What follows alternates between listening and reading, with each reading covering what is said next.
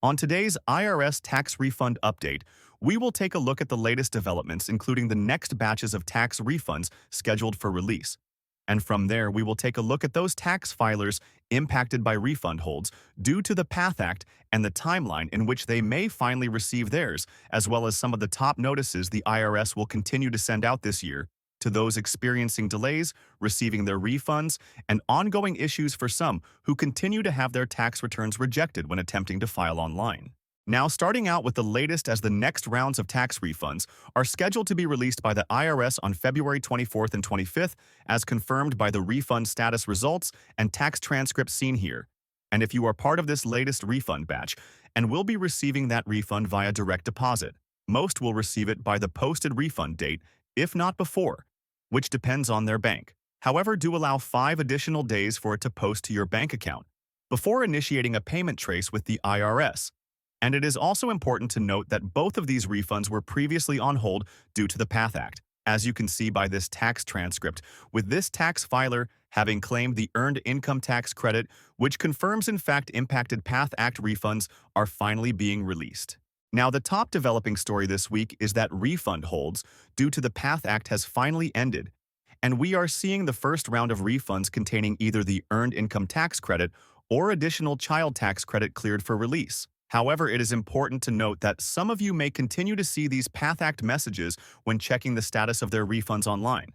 And that is normal, as the IRS system will update over the next several days, and we do expect some of you will continue to report seeing these messages until around February 24th or 25th, and based on last year, it is likely some of you will in fact receive that tax refund before the message does update. And do also note that updates to Where's My Refund and tax transcripts only happen once a day, usually between the hours of midnight and 6 a.m. Eastern Standard Time. Another tax transcript code some will encounter this year is the 810 Refund Freeze code, as seen here.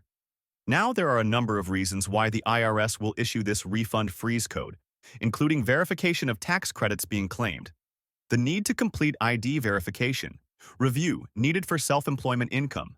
verification of W-2 or 1099 income, as well as the tax return in question, was flagged by the Tax Shelter Detection Team or identified by the Frivolous Tax Return Program. For those impacted by this code, they are likely to receive a notice about the situation from the IRS. Recapping some of the top notices that will be sent out by the IRS this tax season, including IRS Letter 2644 YLC, also known as the 30-day notice, which is sent by the IRS to impacted tax filers that the processing of their tax return is taking additional time.